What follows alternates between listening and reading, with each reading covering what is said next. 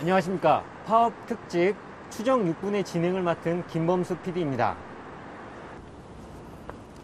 KBS가 요즘 심각한 위기 상황에 빠져 있습니다. 특보 출신 사장이 들어섰고 정권의 나팔수 역할을 하고 있습니다. 국민들은 KBS를 김비서, 캐병신이라 부르며 조롱하고 있습니다. 추정 6분의 막내 임종윤 프로듀서가 그 현장을 취재했습니다. 제가 취재했습니다. 며칠 전 KBS의 한 조합원을 어렵게 만났습니다. 입사 3년 차인 김 조합원은 맞는 프로그램마다 폐지되는 것이 자신 때문은 아닌지 괴로워하고 있었습니다. 제가 들어올 때 이 자랑스러운 공영방송 KBS였는데 대통령이 바뀌고 사장이 바뀌었다고 이렇게 프로그램 하나가 합당한 이유도 없이 이렇게 폐지된다는 거에 대해서 너무 괴로웠고요. 혼자서 남몰래 막 눈물을 흘릴 정도로 너무 괴로웠습니다. 그는 최근 대인기피증까지 생겼다고 털어놓습니다. 주변에서는 어떤가요? KBS에 다닌다고 하면. 오랜만에 만나는 친구들 있으면요, KBS 다닌다는 얘기도 안 하고요. 취재 나갔을 때 그 취재원들이 김비선이, 캐병신이 이런 얘기하면 너무 괴로워서 쥐구멍에라도 숨고 싶은 심정이죠. 김모 조합원은 이 모든 일이 2년 전부터라고 기억하고 있었습니다. 정권의 입맛에 맞는 새로운 사장들이 연이어 들어오면서 비판적인 프로그램들은 하나둘씩 폐지되었습니다. 2003년 11월 3일 시작됐던 시사투나잇이 오늘로 마지막 방송을 하게 됐습니다. 지난 5년 동안 그날그날의 가장 뜨거운 이슈를 다뤘던 시사투나잇.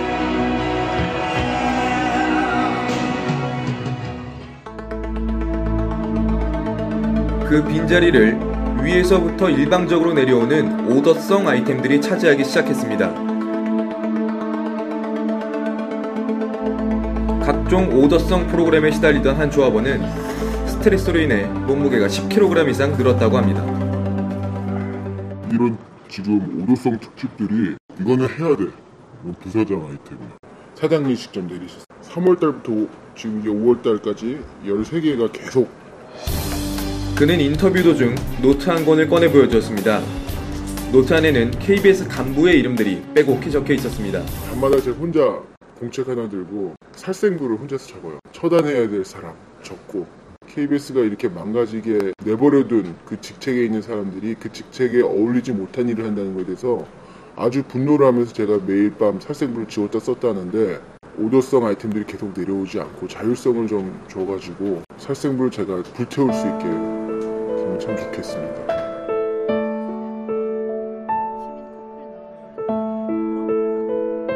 얼마 전 또 다른 특집 방송에 동원되었던 한 조합원은 그 프로그램 제작 당시 간부들의 태도에 무척 실망했다고 합니다.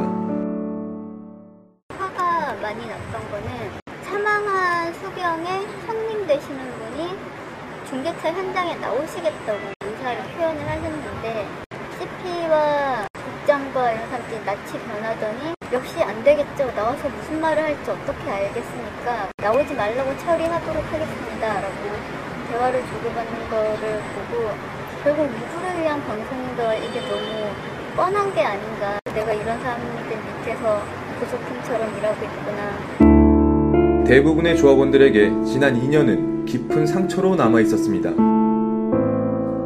KBS 사측은 조합원들이 겪고 있는 어려움을 알고 있을까? 지난 14일 오후 김인규 사장이 메신저에 접속해 있다는 사실을 확인한 제작진은 그와 대화를 시도했습니다.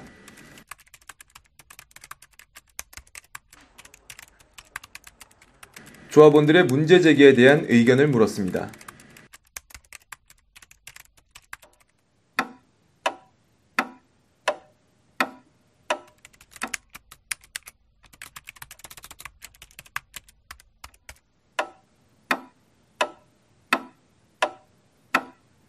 하지만 특보사장은 아무런 대답이 없었습니다.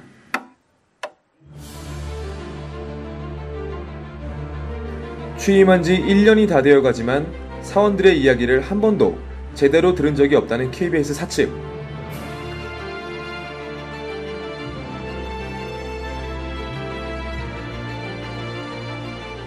사장님, 얘기 좀 해요.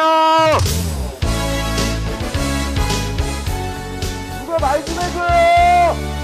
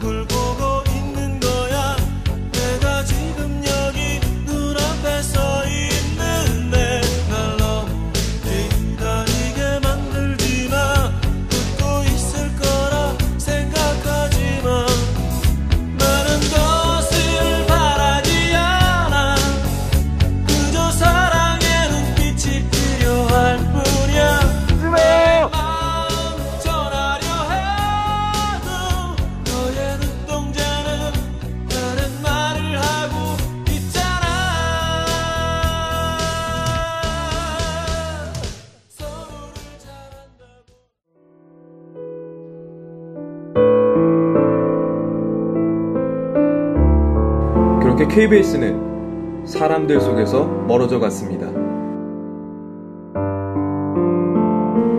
온 국민들이 슬픔에 빠져있던 그때, 그곳에 국민의 방송 KBS는 없었습니다. 자괴감이죠. 기자들이 느낄 수 있는 감정 중에 최악의 자괴감.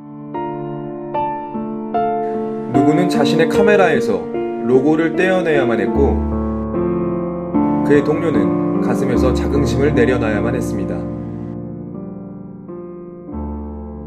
참여정부 시절에 보수단체들의 집회를 가면 똑같은 처지를 당했다. 지금 이 상황은 어쩔 수 없는 KBS의 숙명이다. 이렇게 얘기를 하거든요. 그런 반복의 고리를 이제는 좀 끊어야 되지 않을까라는 생각을 하게 됐고요.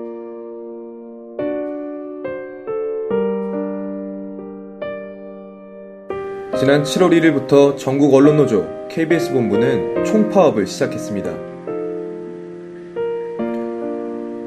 정권과 사장이 바뀔 때마다 달라지는 방송. 그 부끄러운 KBS를 되살리기 위한 이들의 노력은 KBS가 진정한 공영방송이 될 때까지 계속될 것입니다.